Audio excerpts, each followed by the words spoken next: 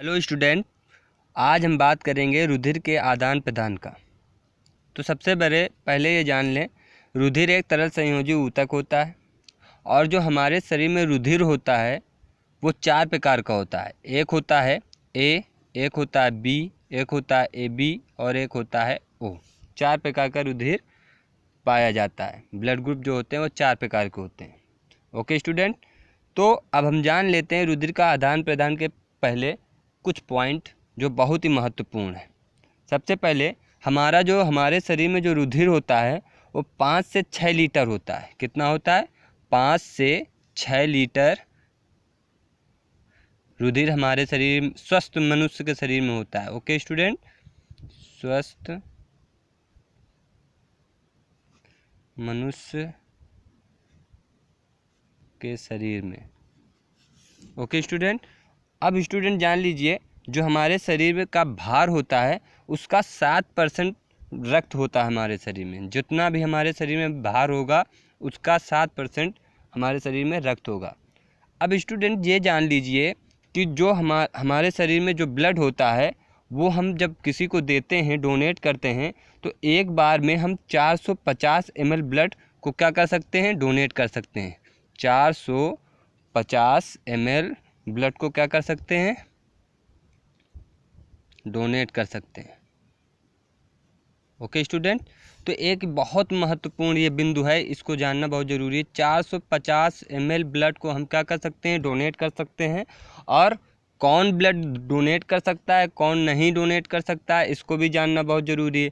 तो जान लीजिए, 18 वर्ष से कम और 65 वर्ष से अधिक के व्यक्ति को डोनेट नहीं करना चाहिए, ब्लड को डोनेट नहीं करना चाहिए। 18 वर्ष से कम और 65 वर्ष से अधिक वर्ष के व्यक्ति को ब्लड को क्या नहीं करना चाहिए? डोनेट नहीं करना चाहिए। ओके स्टूडेंट, तो ये भी एक बहुत महत्वपूर्ण बिंदु है। और ये भी जान लीजिए कि न्यूनतम, मान लीजिए न्यूनतम हो गई तुम्हारी 18 वर्ष और अधिकतम 65 वर्ष। अब जब आप ब्लड डोनेट करते हो तो आपको पहली बात तो डॉक्टर चेक ही कर लेते हैं। आपको ये भी क्लियर होना चाहिए लेने वाले को और देने वाले को कि उसकी HIV जांच है कि नहीं, हेपेटाइटिस जांच है कि नहीं, मलेरिया की जांच है कि नहीं, ब्लड की, ये भी बहुत ज़रूरी है। ये सब जांचें होनी चाहिए ब्लड के देने पहले या लेने के पहले। तो ये एक बहुत महत्वपूर्ण बिंदु है, जांच जरूर करवानी चाहिए। तो रुधिर डोनेट करने के 2 सप्ताह पहले, मतलब जब हम रुधिर को डोनेट करते हैं, किसी दूसरे व्यक्ति को देते हैं, उसके 2 सप्ताह पहले हमें ऐसा भोजन करना चाहिए जो आयरन युक्त हो। जैसे आयरन युक्त में मान लीजिए, जैसे 2 सप्ताह पहले हमें खाना चाहिए पालक या और लौह युक्त चीज़ें खानी चाहिए, जैसे चुकंदर है, तरबूज है। इस तरह की चीज़ें हमें क्या करनी चाहिए? डाइट में लेनी चाहिए। ओके स्टूडेंट, तो ये भी एक बहुत महत्वपूर्ण है, क्योंकि ब्लड देने के पहले ऐसा ब्लड लिया जाता है जो स्वस्थ व्यक्ति का हो और अच्छा ब्लड हो। ये भी बहुत ज़रूरी है। तो जब हम ब्लड किसी को देते हैं तो उसके 3 घंटे बाद हमें क्या कहते हैं, पौष्टिक आहार को लेना चाहिए, क्योंकि पौष्टिक आहार ना लेने से फिर कमज़ोरी आने लगती है। इसलिए हमें 3 घंटे बाद पौष्टिक आहार को ले लेना चाहिए। और लगभग 3 घंटे तक हमें कुछ नहीं करना चाहिए। 3 घंटे तक, ब्लड देने के 3 घंटे तक हमें कुछ नहीं करना चाहिए। मतलब शांत तरीके से अपने शरीर को व्यवस्थित ढंग से बैठा कर रखना चाहिए। ना चलना नहीं चाहिए, ना खेलना चाहिए, ना कूदना चाहिए इधर उधर। कुछ भी हमें किसी भी प्रकार का कोई काम नहीं करना होता है 3 घंटे तक, क्योंकि हमारा जो ब्लड होता है वो अनियमित हो जाता है। ब्लड जो होता है वो अनियमित हो जाता है, तो उसको नियमित करने के लिए हमें 3 घंटे लगभग एकदम शांत तरीके से बैठना चाहिए। तो स्टूडेंट, कुछ महत्वपूर्ण बिंदु हैं, उसके बाद हम आपसे बात करेंगे कि कौन सा व्यक्ति रुधिर को दे सकता है और कौन व्यक्ति रुधिर को नहीं दे सकता है, किस ब्लड ग्रुप के वाले व्यक्ति रुधिर को दे सकते हैं, कौन सा ब्लड ग्रुप का व्यक्ति रुधिर नहीं दे सकता, इसके बारे में बात करेंगे। तो स्टूडेंट, ये जान लीजिए, जब हम रुधिर को देते हैं, बहुत लोगों के भ्रम होता है कि जब हमने रुधिर दे दिया है अब हमारे शरीर में रुधिर कम हो जाएगा, कमज़ोरी आ जाएगी। तो रुधिर देने के 21 दिन बाद, मान लीजिए 21 दिन के अंदर हमारा जो ब्लड होता है वो रिकवरी हो जाता है। मतलब दोबारा पुनः उतना ही ब्लड हमारे शरीर में बन जाता है। तो स्टूडेंट ये जान लीजिए। अब हम बात करेंगे कि ब्लड ग्रुप जो होते हैं वो पॉजिटिव वाले ब्लड ग्रुप किसको किसको ब्लड दे सकते हैं और किसको किसको ब्लड नहीं दे सकते हैं। तो मान लीजिए ब्लड ग्रुप ए पॉजिटिव है, तो वो किसको किसको ब्लड दे सकता है। तो A positive blood group A positive को दे सकता है और ए बी पॉजिटिव को दे सकता है। और किससे ले सकता है?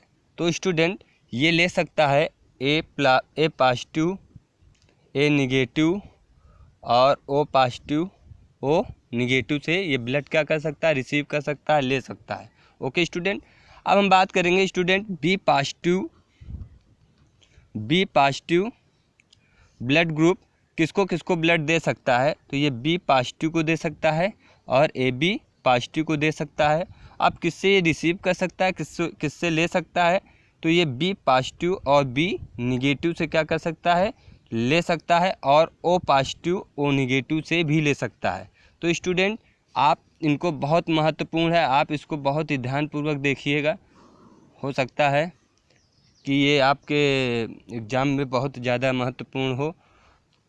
अब देखते हैं स्टूडेंट ए बी पॉजिटिव किसको किसको ब्लड डोनेट कर सकता है। ये सिर्फ और सिर्फ ए बी को डोनेट कर सकता है। Okay student. और किससे रिसीव कर सकता है, किससे ले सकता है? ये सभी से ले सकता है, from all groups. Okay student, ये सभी से क्या कर सकता है, रिसीव कर सकता है। तो स्टूडेंट अब हम बात करेंगे ओ पॉजिटिव सर्वदाता जो होता है, ऑल डोनर जो होता है, उसकी बात करेंगे। तो ओ पॉजिटिव किससे किससे ब्लड किसको दे सकता है ब्लड? तो ये ए पॉजिटिव को दे सकता है, बी पॉजिटिव को दे सकता है, ए बी पॉजिटिव को दे सकता है और ओ पॉजिटिव को दे सकता है। Okay student. और किससे रिसीव ले सकता है, रिसीव कर सकता है? तो ये O positive and O negative से क्या कर सकता है, रिसीव कर सकता है, ले सकता है। Okay student. अब हम बात करेंगे, ये हो गए हमारे पॉजिटिव ग्रुप। अब हम बात करेंगे निगेटिव ग्रुप की। तो ए निगेटिव ग्रुप जो होता है वो ए माइनस जो होता है, ए निगेटिव जो होता है वो किससे ले सकता है ब्लड और किसको दे सकता है, इसके बारे में हम देखेंगे। तो ए निगेटिव जो होता है वो किसको किसको दे सकता है, ए पॉजिटिव को दे सकता है, ए निगेटिव को दे सकता है, ए बी पॉजिटिव को दे सकता है, ए बी निगेटिव को दे सकता है। Okay student. और ये किससे किससे ले सकता है, किससे रिसीव कर सकता है? ए निगेटिव और ओ निगेटिव से क्या कर सकता है, रिसीव कर सकता है। अब बात करेंगे स्टूडेंट बी निगेटिव किसको किसको डोनेट कर सकता है, किसको किससे रिसीव कर सकता है, इसके बारे में बात करेंगे। तो स्टूडेंट बी निगेटिव जो होता है वो बी पॉजिटिव को दे सकता है और बी निगेटिव को दे सकता है, ए बी पॉजिटिव को दे सकता है और ए बी निगेटिव को दे सकता है। स्टूडेंट अब ये किससे किससे रिसीव कर सकता है? बी निगेटिव से रिसीव कर सकता है और ओ निगेटिव से ये क्या कर सकता है, रिसीव कर सकता है। तो स्टूडेंट अब हम बात करेंगे ए बी निगेटिव। तो ए बी निगेटिव जो होता है वो ए बी पॉजिटिव को दे सकता है और ए बी निगेटिव को क्या कर सकता है, डोनेट कर सकता है। तो स्टूडेंट अब ये किससे किससे रिसीव कर सकता है? तो ये A B negative, A negative और बी निगेटिव और ओ निगेटिव तो क्या कर सकता है, रिसीव कर सकता है, ले सकता है। Okay student. अब हम बात करेंगे ओ निगेटिव, ये किसको किसको डोनेट कर सकता है? Okay student.